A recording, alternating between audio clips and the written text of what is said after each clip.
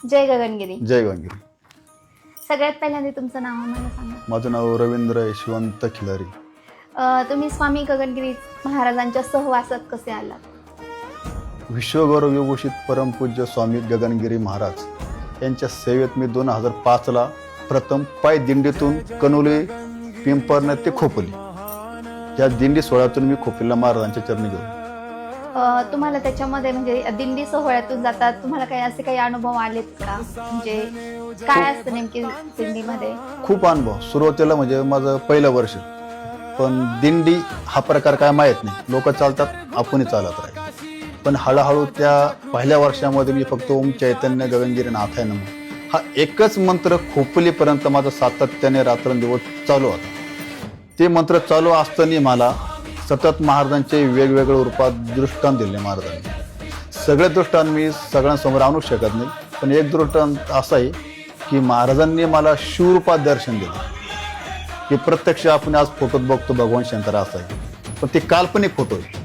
पण कृती जर बघितलं तर गगनगिरी महाराजांनी मला शिवरूप प्रत्यक्ष दाखवलं. म्हणजे ते तेज आपण सहन करण्याची शक्ती ती फक्त गुरूंकडूनच मिळते. त्यांच्या आशीर्वादाने शक्ती मला पुरवली आणि म्हणून ते मला रूप गगनगिरी महाराजांनी त्यांचं खरं रूप शिवरूप कसं असतं ते रूप मला तिने त्यावेळेस दाखवलं. गगनगिरी महाराजांकडून आपल्याला कोणती शिकवण मिळते मग? गगनगिरी महाराजांकडून शिकवण त्यांचं एकच असा आशीर्वाद आहे मला की देवावर विश्वास ठेव आणि सेवा कर. ह्या शब्दाचं मी अनुकरण केलं आणि सातत्याने खोपोली आश्रम, गगनगड असो, मनोरीचा आश्रम असो किंवा संतनगरी त्र्यंबकेश्वरचा आश्रम असो, त्या सेवेत राहून आश्रमाने सेवा करत करत करत करत थोडं मग हळूहळू त्यांच्या आशीर्वादाने माणसं नवीन नवीन आपल्या सहवासात येणे, त्याच्यातून मी खूप शिकत गेल्यानंतर मग एक प्रश्न महाराजाला मी टाकले. तुम्ही ओझरगावी आले, पिंपरण्यामध्ये आले, माझ्या गावी का नाही आले? तुम्ही हेलिकॉप्टरना ओझरला आले, पिंपरण्याला आले. महाराज म्हणजे तुझी काय इच्छा आहे?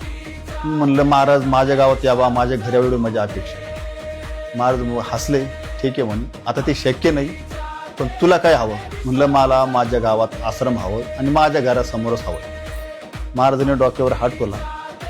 घरासमोर नाही होणार, पण गावात कुठेही होईल, माझा आशीर्वाद तुझ्या पाठीशी येईल. त्यावेळेस मी परत शब्द फिरवला. भविष्यात जर काही प्रॉब्लेम राजकारण आलं तर मग मी कसं करायचं? महाराज म्हणे तशी वेळ मी येऊन देणार नाही. माझा आशीर्वाद तुला परत दुसऱ्यांदा मी देतो. त्यांच्या आशीर्वादाने हा कनुलेचा आश्रम आज उभा आहे. 2013ला कुदळी मारली. मग हळूहळू डेव्हलप होत आतापर्यंत या कनुलीच्या गोरगरीब जनतेसाठी आपण हा एक छोटासा आश्रम उभा केलेला आहे. तोही गगनगिरी महाराजांच्या आशीर्वादाने. आश्रम डेव्हलप कसा झाला तर त्याला खर्च आहे. माझं वय तर लहान आहे, पण गुरुच्या आशीर्वादाने आजपर्यंत कोणालाही शब्द टाकला तो शब्द माझा कोणीच पडून दिला नाही. मग तुमचे सिमेंट असो, स्टील असो, पत्र असो, खडे असो, वीट असो किंवा आतमधल्या दत्त मूर्ती असो, गणेश मूर्ती असो, महाराजांची मूर्ती असो, त्या सर्व मला एका शब्दावर फोन केला. या गोष्टी मिळत गेल्या. म्हणजे केलं त्यांनीच, फक्त निमित्त मी होतो. आपण करता करविता परमेश्वर आहे, आपण नाही. तिने ठरवलं तर काही करू शकतो. तुम्ही स्वामी गगनगिरी महाराजांविषयी काय सांगाल? गगनगिरी महाराजांविषयी काय सांगाल तसं विचार जर केला तर गगनगिरी महाराजांना ह्या भूतलावरील एकही व्यक्ती सांगू शकत नाही. नदीचं मूळ आणि साधूचं कुळ कोणीही विचारू नये. हे त्याच्या पलीकडचे आहे. कारण हे सर्व विश्व चालवणारे ते सर्व झाडाचं पान असो, हे जे हलतंय ना हे त्या साधूमुळे हलतं. त्यांच्या तपश्चर्याची. आणि या सह्याद्रीच्या पर्वतरांगांमध्ये 159 साधू तपश्चर्यात बसलेले आहेत. त्याच्या साधूंवरती ही भूतलावरील सर्व जनता ही आहे ना, आपण विश्व म्हणतो, ही त्यांच्यावरती चालू आहे. आणि हे पीक बघायचं असेल तर हे आपण सर्वसामान्य व्यक्ती बघू शकत नाही. ते फक्त गुरुच्या आशीर्वादानेच आपण बघू शकतो.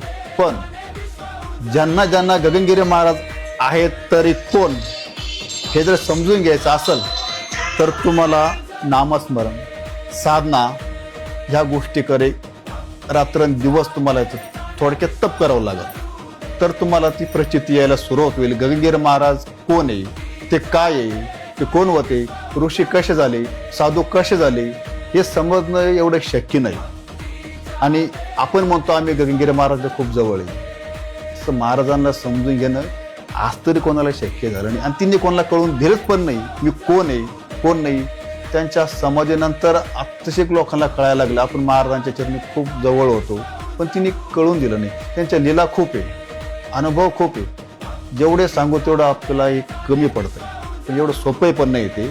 आणि तिची लीला जरा बघायची म्हणलं तर समजा उदाहरणार्थ तुम्ही जर महाराजांचं दर्शन घेऊन प्रश्न केला महाराज तुम्ही काय कोण आहे, साधू कसे झाले, 100% तुम्हाला त्याचा अनुभव मिळेल. पण साधना तुमचे नामस्मरण असो किंवा जप असो किंवा एखाद्या सुंदर खळखळणारं पाणी असेल किंवा उंच डोंगर असेल, ह्या ठिकाणी महाराजांनी साधना केल्या म्हणून त्यांना सर्व गोष्टी आपोआप आत्मसात होत गेल्या.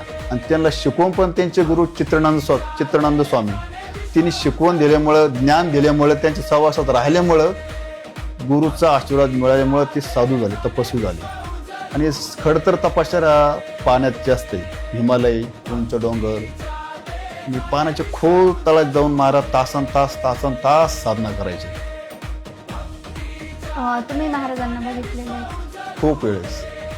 प्रथम 2005ला मी खोकलेत पोहोचल्यानंतर महाराज झोपड्यावरती बसले होते, सफेद सुंदर दाढी आणि भगवी कपणी.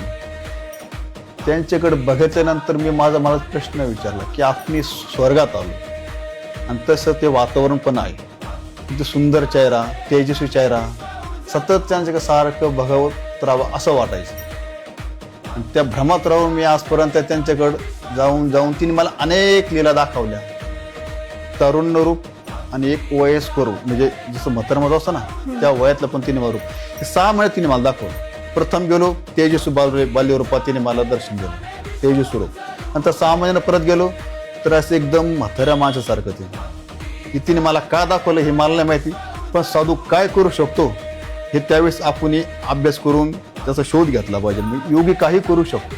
त्यांच्या योग साधनेबद्दल तुम्ही काय सांगाल का? योग साधण्याबद्दल आपण त्यांच्या योग साधण्याबद्दल तसं काय अजून प्रत्यक्ष बघितलेलं नाही, पण अनेक लोक पण आहे आपल्या या भूतलावरती किंवा संगमेर प्रांतात पण आहे, कोकण प्रांतात पण आहे. खूप वेगवेगळ्या लीला केलेल्या आहे, पण ती लीला तिने का दाखवली ती क्वचित चुकून 1-2 व्यक्तींना तिने ते दाखवलेलं आहे. ते लीला सांगणं मला योग्य वाटत नाही, ते सगळंच जगासमोर आणणं चुकीचं आहे. तर महाराज पण सांगायचे गगनगिरी महाराज कोण आहे हे तुम्ही जनतेला सांगू नका. ज्यावेळेस तुम्हाला कळलं त्यावेळेस तुम्ही माझ्याकडे, तुम्हाला सांगायची गरज नाही. तुम्ही फक्त तुमच्या पुरतं मर्यादित राहा. तुम्ही आले आश्रमात सेवा करा, प्रसाद घ्या, आनंद घ्या, आनंद द्या, आनंद वाटा. आणि तुम्हाला जेवढा आनंद घ्याल तेवढा आनंद घ्या.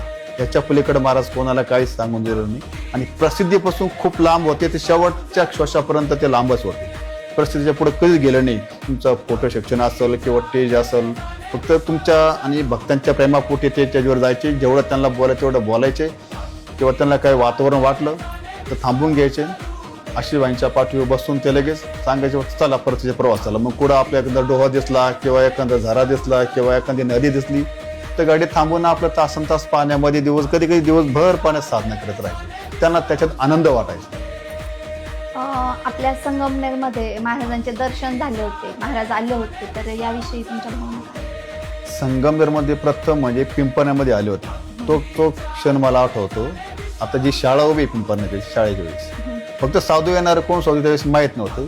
माझं प्रथम दर्शन त्यावेळेस होईल, ते बी 10 फुटावरून होईल. ते खूप लहान होते त्यावेळेस. दोन्ही सेवेकऱ्याने त्याला उचलून आणलं होतं. नंतर आशिवाईंनी पाटकुळी त्यांना घेऊन गेले. तो एक क्षण मला आठवतो. पण संगमनेरला वारंवार ते सातत्याने आपले शिंदे साहेब असतील किंवा अजून कोणी जे वरिष्ठ मंडळी असेल त्यांच्या आग्रह खातर ते संगमनेरला खूप वेळेस येऊन गेले. ओझरला पण खूप वेळेस येऊन गेले शिंदे साहेबांकडे. तुम्ही म्हणजे वर्षातून किती वेळेस जातात? सुरुवातीला वर्षातून म्हणजे महिन्यातून माझ्या 5-6 चक्कर खोपल्याला व्हायचे. नंतर दर महिन्याला सेवेकरी घेऊन आपण जमवून म्हणजे संगमनेर तालुक्यातले जे वाड्या वस्ती असेल, गावं असेल, सर्व माता भगिनी गोळा करून आपण त्यांना एकत्र घेऊन खोपलेता महाराजांच्या शेतामध्ये सेवा करायचो. जी सेवा मिळून ती सेवा करत राहत आणि सेवेतच परमेश्वर आहे, सेवेतच आनंद आहे. सातत्यानं मग हा दर पौर्णिमेला शेवरायची. नंतर हळूहळू हळूहळू वाढत वाढत वाढत वाढत गेलं. हे सेवेचंच फळ उभं आहे. आता जे कनुलेश्वर आश्रम उभा आहे हे त्या सेवेचंच फळ आहे. आणि गुरु कोणावर हे कृपा करत नाही. जर एखाद्या कुटुंबावर एखाद्या जीवावर जर साधूचा नेत्र कटाक्ष पडला तर त्या कुळाचा त्या कुटुंबाचा उद्धार होतो. त्या कुटुंबाला परीक्षा खूप द्यावं लागतील. महाराज हटियुगी तिने जर एवढं विश्व निर्माण केलं, त्यांना एवढा त्रास झाला, आपण त्रास का सहन करू? ते भक्ताची परीक्षा पाहण्यासाठी सगळे मार्ग बंद करतात. अनंत वेदना देणार, अनंत संकट उभे करणार. त्याच्यातून तुम्हाला परीक्षा पास देत देत देत देत देत गुरुचरणी टिकून राहायचं, तर तुमचा उद्धार होईल. आणि पूर्व पुण्याईनेच परमेश्वराच्या जवळ आपल्याला स्थान मिळतं, अन्यथा स्थान मिळत नाही. तुमचे वाडवडील असन किंवा पूर्वीचं आईवडिलांची पुण्य असेल म्हणून तुम्हाला महायोगी गगनगिरी महाराजांचा सहवास लाभला. पण आनंद घ्या, आज सद्गुरू गगनगिरी महाराजांचा अखंड हरिनाम सप्ताह संगमनेर तालुक्याला लाभला, गुंजळवाडीला. त्या गावाचं खरंच मी भाग्य मानतो. आणि आपल्याला जेवढी सेवा देता येईल त्या सप्त्यामध्ये, सेवा कुठली असू द्या, तुमची साफसफाईची असू द्या, रांगोळीची असू द्या, किंवा अन्नदान वाढण्यासाठी असू द्या, किंवा साधूंची सेवा असू द्या, जी सेवा मिळेल ती आनंदाने करून घ्या. तर महाराज पण सांगायचे, येणारा काळ खूप कठीण आहे म्हणून भक्ती मार्गात राहा. भक्ती मार्गात तीच कुठे देवता आहे. तुम्ही कुठल्याही देवताला माना, पण त्या सेवेत टिकून राहा, नामस्मरण करा.